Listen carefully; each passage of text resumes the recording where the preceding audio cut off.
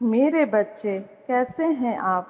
आपके पिता आपसे बहुत प्रसन्न हैं क्योंकि जो उनके प्रति दायित्व था आपका, मेरे बच्चे, वो आप भली-भांति निभाते आए हैं। मेरे बच्चे, पर आपसे जो पूर्व पीढ़ी थी वो चूक गई थी, लापरवाह हो गई थी। अपने दायित्व को निभाने में कहीं न कहीं उन्होंने अनदेखी की थी, इसलिए आपका कुटुंब टूटता चला गया, परिवार बिखरता चला गया, भाई-भाई में ज़मीन को लेकर मेरे बच्चे लड़ाई झगड़े हुए। एक के मन में इतनी बेईमानी आ गई कि वो किसी को कुछ भी नहीं देना चाहता था। भाई होकर भाई का शत्रु बन गया।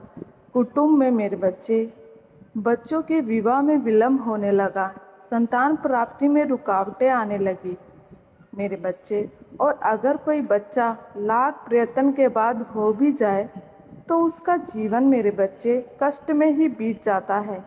कष्ट भी ऐसा जिसका कोई इलाज न मिले। मेरे बच्चे, बहुत लंबे समय तक धन का अभाव, इंसान अपने सपने कैसे पूरे करे जब मेरे बच्चे उसकी बेसिक चीज़ें की ही पूर्ति नहीं हुई। छोटी छोटी बात पर मेरे बच्चे घर में लड़ाई झगड़ा लड़ते रहते हैं, पर तब भी पितरों को अनदेखा किया गया। उनको मेरे बच्चे ये बात समझ ही नहीं आई कि तर्पण और श्राद्ध सही से नहीं किया गया। उनकी मेरे बच्चे अवहेलना की गई बार बार, इसलिए वो रुष्ट हो गए थे। पर जब से आप मेरे बच्चे ये कर्तव्य अपने हाथ में लिया, तब से आपके पितरों को गति प्राप्त हो रही है, होने लगी। वो भटक रहे थे क्योंकि उनकी शक्ति क्षीण हो रही थी मेरे बच्चे।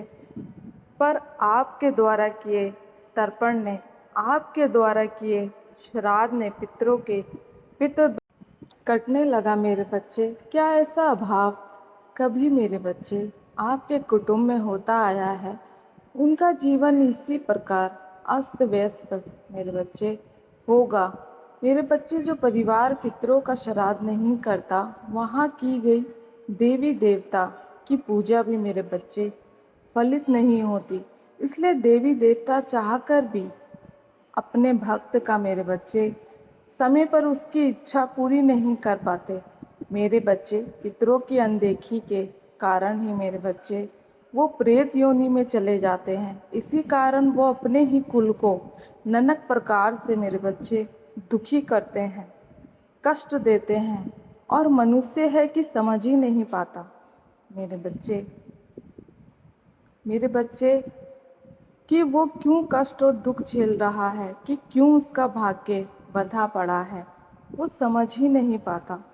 मेरे बच्चे, वो उसको समझ ही नहीं आता।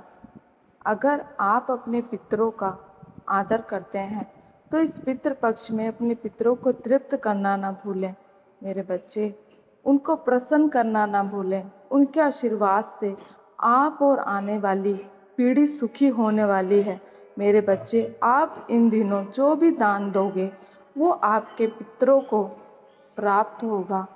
आप जो भी भोग दोगे उनको प्राप्त होगा। इसलिए सात्विक ही मेरे बच्चे भोजन ही दान दे में दें और ग्रहण करें। आप जो भी देते हैं करते हैं वो आपके पितरों को प्राप्त होगा, और 4 गुना मेरे बच्चे वापस लौटकर आपके ही पास आएगा। मेरे बच्चे, अगर आप अपनी माता से प्रेम करते हैं तो इस संदेश को एक लाइक करके कमेंट में जय माँ काली लिखना ना भूलें। चैनल को सब्सक्राइब करना ना भूलें।